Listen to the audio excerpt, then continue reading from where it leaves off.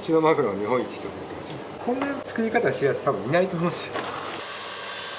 3000個ぐらい作った、ホワイトデーだけで。どうすれば一番自分の理想になるのかって考えたら20年かかっちゃうんでしょ。食べた時にカシャカシャってこう崩れ落ちるようなアーモンドの存在感と、その食感と口どけと、ここをすごくこだわったんで、マカロンバカですよね。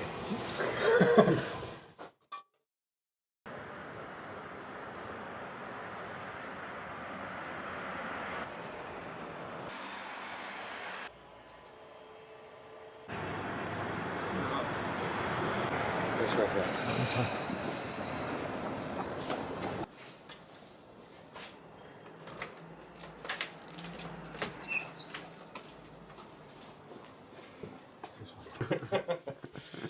結構6時くらいまでやったかな。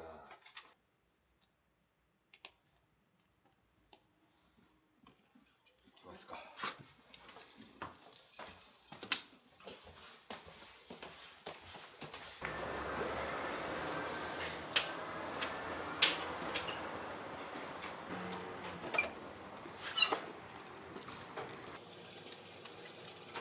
次亜塩酸ナトリウム水溶液で殺菌液で付近いつもみんな、消毒してそれから使っていく。その機械メーカーで、ジェラートの衛生指導とかやってた時にこういう殺菌液で拭き上げたりとか器具の洗浄殺菌とかをやっぱりやってたんで、それを今もう生かすっていうか、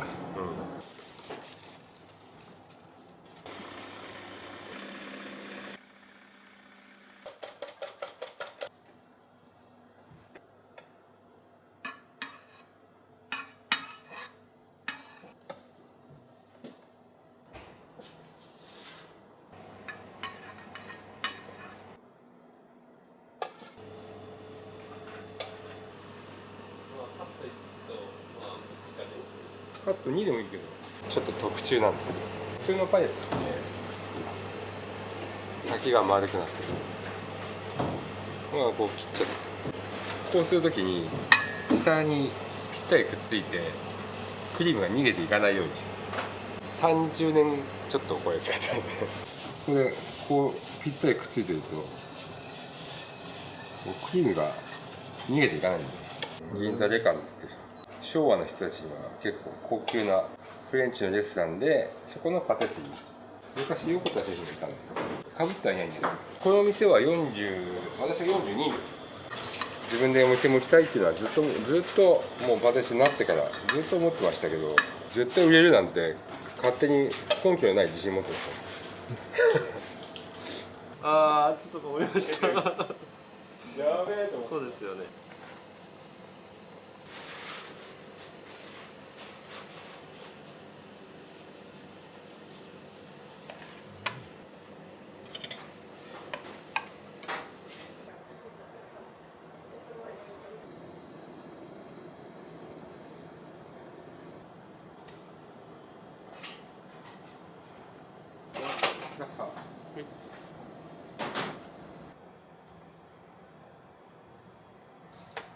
動いていただいて朝から、すみません、昼間からのご連絡。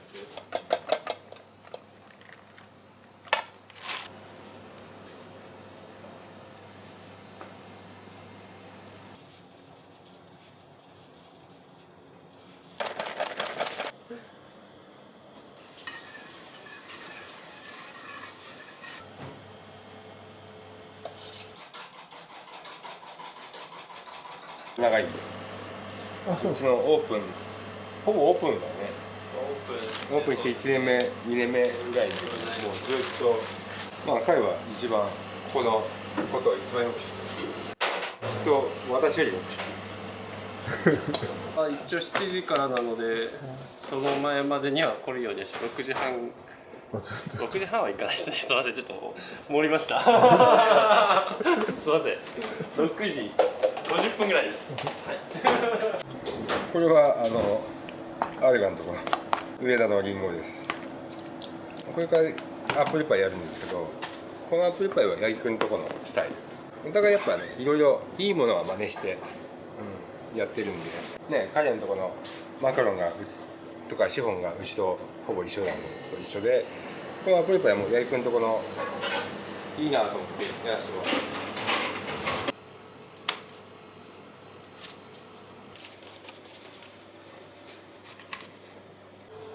これもね結構美味しい。なんか焼いちゃうのはもったいないんだけどさ。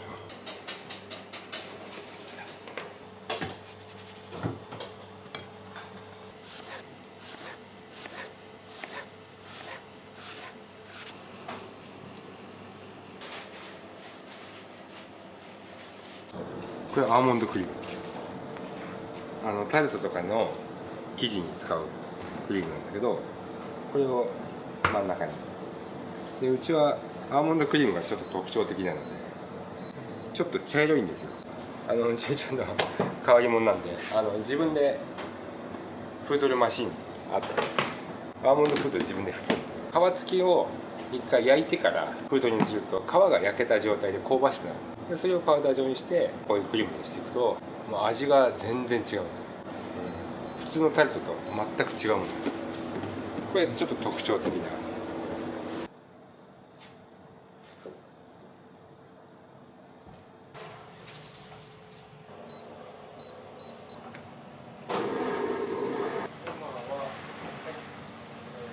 これもあれだね、ヤギ方式だね。彼でも結構ね頭いいよ。ああいいなと思ったらすぐパクるもんね。もう一つもあれですよ、そういう意味では。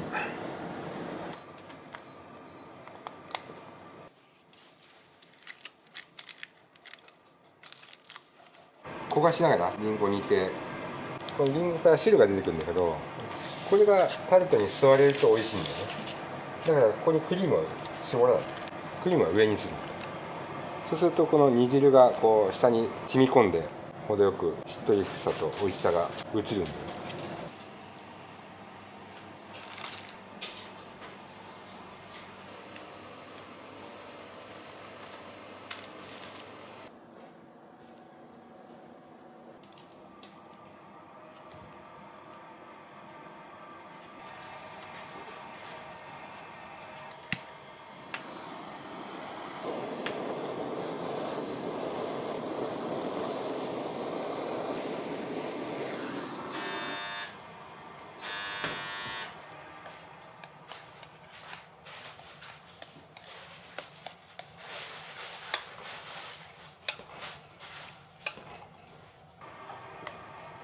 正反対ですね、確かに。どっちがいいか。おはようございます。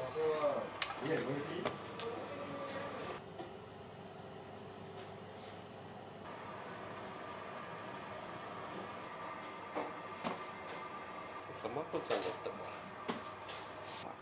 もう飲んでね。別に何かもね。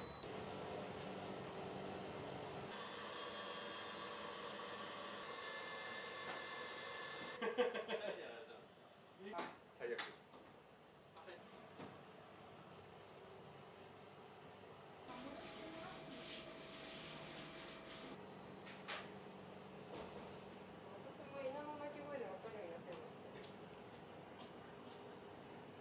よく家泣くよね。あまりんは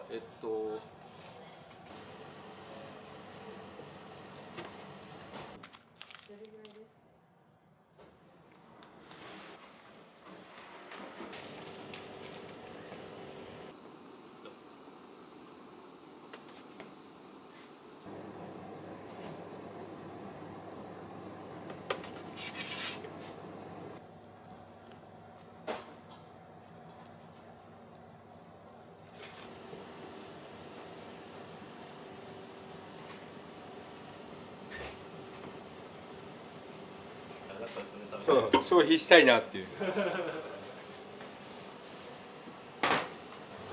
これモンブランのペーストになる熊本の栗ですね。このね甘みが全然違うんですよ。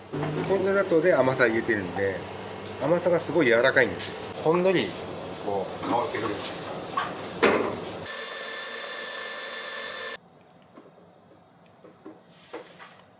あれそうなんですか。うん、今年の。シェフいなかったじゃないですか。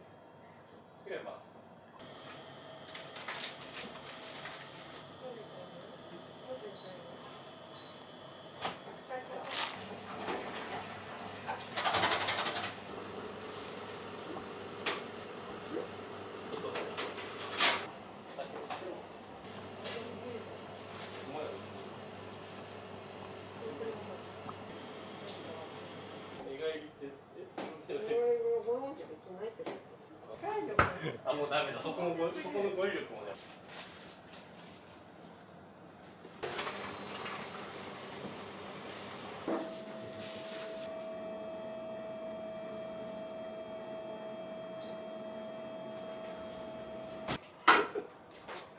バカにはしてないですよ。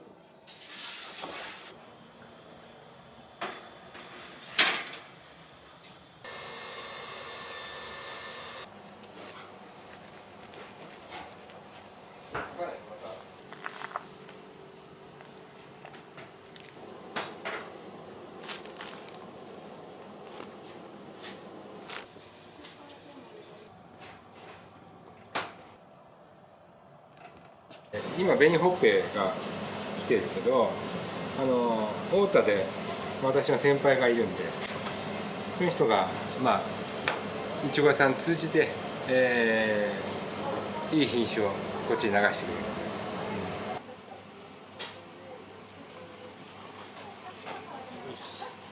こう生の状態で取って煮て、一回一晩砂糖漬けにして、でそれを煮込んで、それは冷凍で取っといて、同じあんずジャムなんだけど全然風味が違うんですよ。埼玉の深谷のいちごなんですよ。あまりがすごい美味しかったで、やっぱね粒が大きいと美味しい。タルトにもうほんとシンプルにいちご、めっちゃくちゃ美味しいです。すごい美味しい。こんな美味しいいちごやっぱ知ってほしい。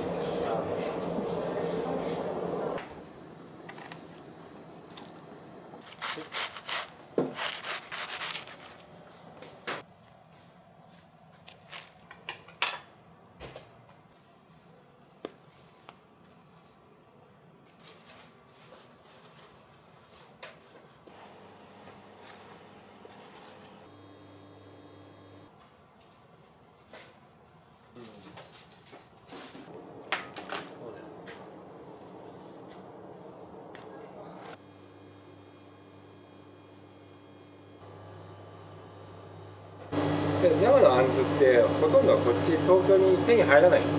長野のあるがくんからの紹介で少し分けてもらってるんですよ。東京に入るやつはすごい高級なやつばっかで。大丈夫です。硬くて。もういいかな。じゃあマヨネーズと塩コショウ。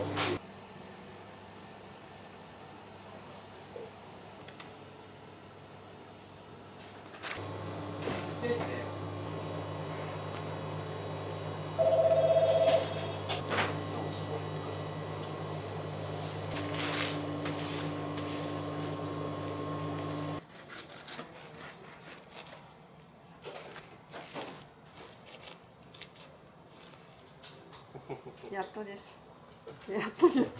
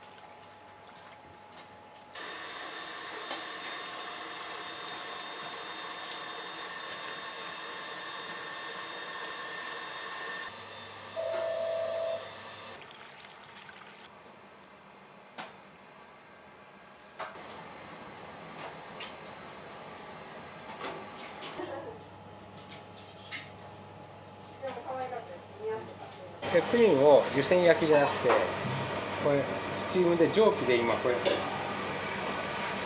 度に設定なんです。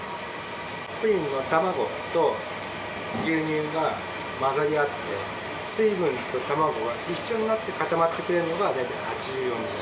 これの温度が高いと卵の部分だけが凝固してしまって水分が一緒にくっついてこないので、そうすると水泡みたいな、これが酢が入っちゃう。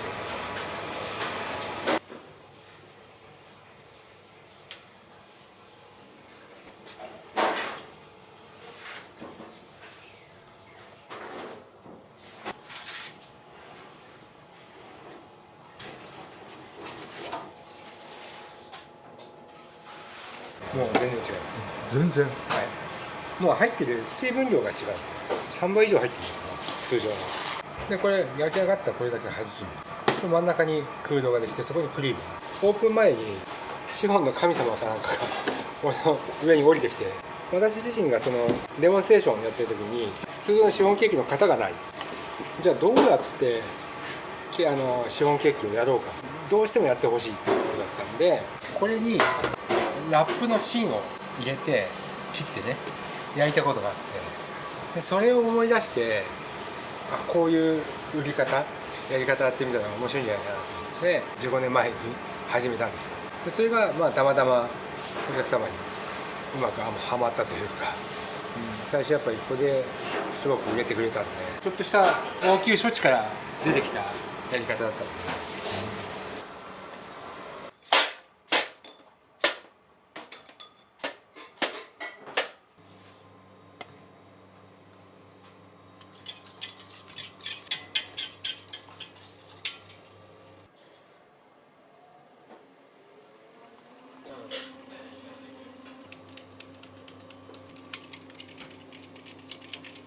太白のごま油です。透明な油で油臭くないで、シフォンには最適な油です。こっちが水と牛乳が入ってます。こんだけの量の水分が入ってます。それで粉はもうこれしか入らないので、全体量に対しての粉量がすごく少ないんですよ。でそれでいて水分値が高いのでものすごく難しいです。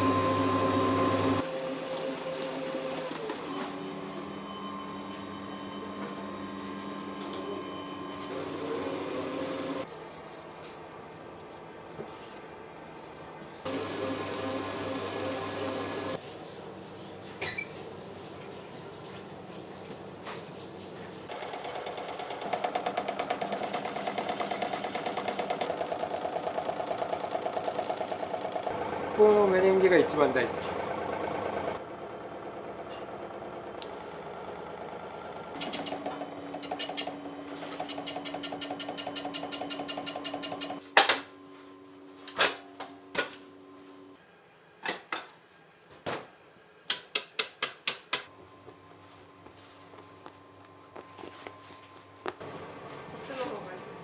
はいよ。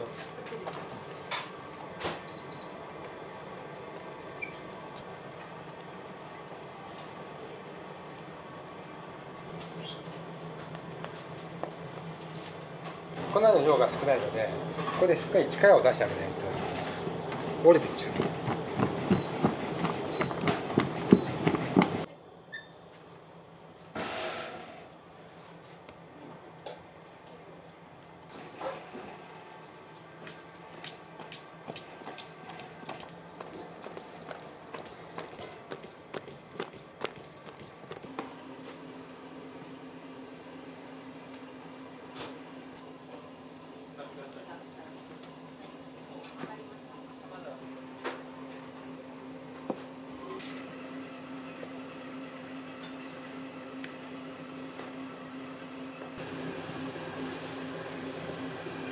でこの真ん中に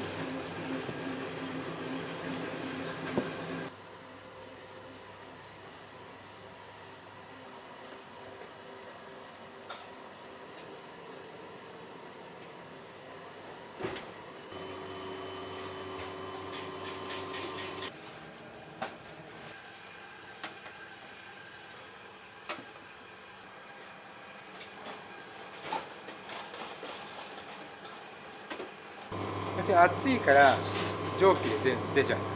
ただもう急激に冷ましちゃう。そうすると水分も生地の中に保持されるのでよりしっとり感が、周りさえ冷えてしまえば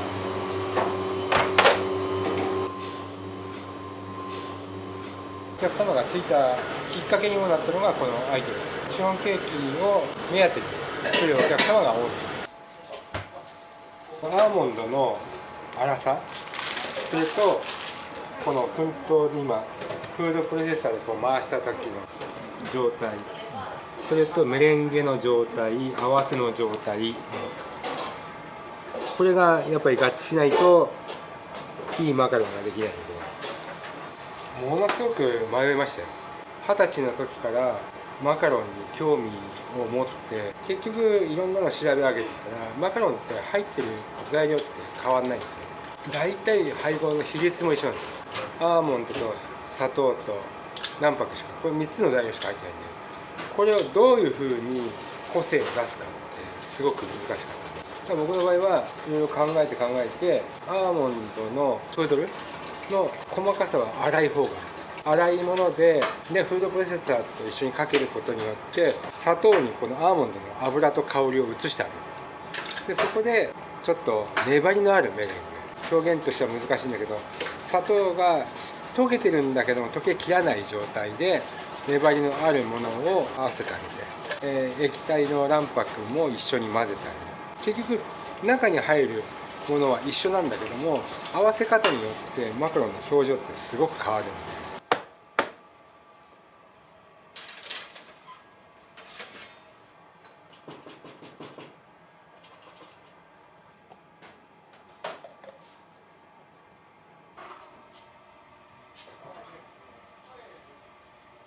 膜を作っちゃうんですね。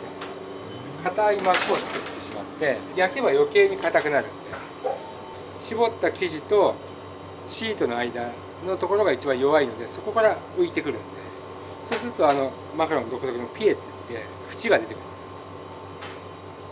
すよ。そうさせるために一回ちょっと乾燥させて、どうすれば一番自分の理想になるのか、自分の求めてる食感になるのかって考えたら20年かかっちゃいました。このね、膜が厚くなって食べた時にカシカシってこうなんつうの、崩れ落ちるような、それでいて存在感のあるものが欲しくて、それってどうやって出すのかなってすげえ考えたもん。このバタークリームを甘さを抑えめにしたものをよりいっぱい入った方が食べた一口の中で甘さを感じにくくなる。だから食べやすくなる。なるべくバターの油を減らして食べた時にスッと溶けるような、そういうクリームにしてあげることで、マカロンってこんなに重量あるけどあれなくなっちゃったみたいな、そういうマカロンを目指したんですよ。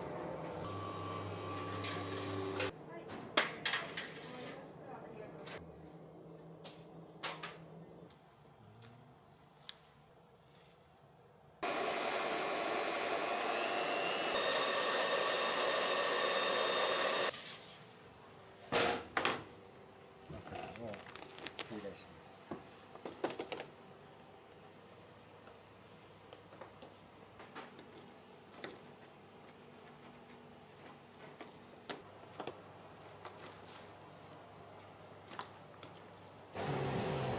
この平らで合わせるのは普通なんでね、こう押さえちゃう、押さえ込みしマカロンって甘いなと思ったんですよね。美味しいけどこれ甘いな、じゃあどうしたら甘くなくなるかって考えて、でも結局砂糖を減らせられないのを甘くなくするの難しくないですか。大体こうやって食べるでしょ。で半分ぐらいまでいった時にこの中身がやっぱり多かったら嬉しいな、だって潰したら中身いっぱい入るなと思って、でちょっと待ってよって、中身あんまり甘くしなければ甘さだって感じにくくなるはずだ。甘さを抑えるんじゃなくて感じにくくしちゃえばいいんだ。3000個ぐらい作ったのかな、ホワイトデーだけで。バレンタインって悲しいけど女性はランク付けするからね。ランキングつけて A ランク B ランク C ランクで値段変えてくる。男はバカだから基本的には C ランクでも全力で返すからバカだよねと思う。まあ俺も含めてでもらったもの全力で返すもんね。バレンタインでチョコレートを渡した女性、その女性はお返しはドルチェのマカロンでで逆指名もしてるって言ってた。それはありがたい話だね。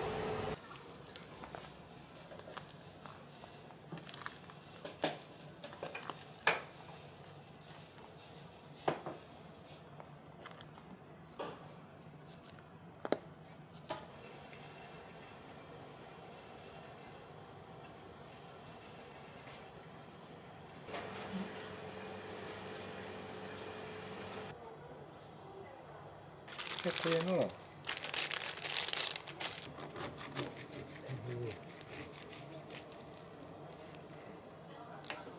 この側、この外側、これが分厚くなるからこぼれていく食感になる。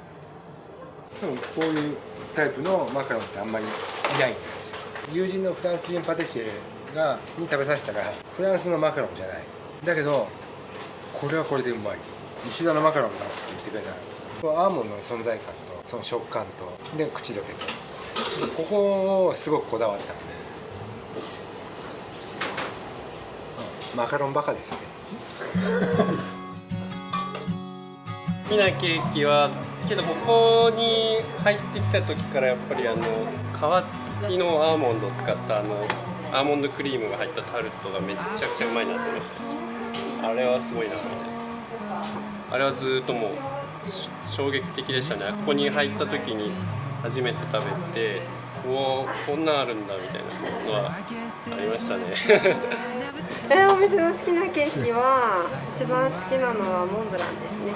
で就職先決めるのにいろんなところでケーキ屋さんに行ってケーキを食べて、でここのモンブランもショートも美味しいって思って、今まで食べたことのないモンブラン一目惚れっていうんですか、ずっと好きです。最近はちょっとリニューアルして何回か変わったりしてるんですけど、それでもやっぱモンブランが一番美味しいなって思います。モンブランとショコラが栗の味がすごく濃厚で、舌触りがすごくしっとりしていて重くない食べ応えというか、それがすごく好きです。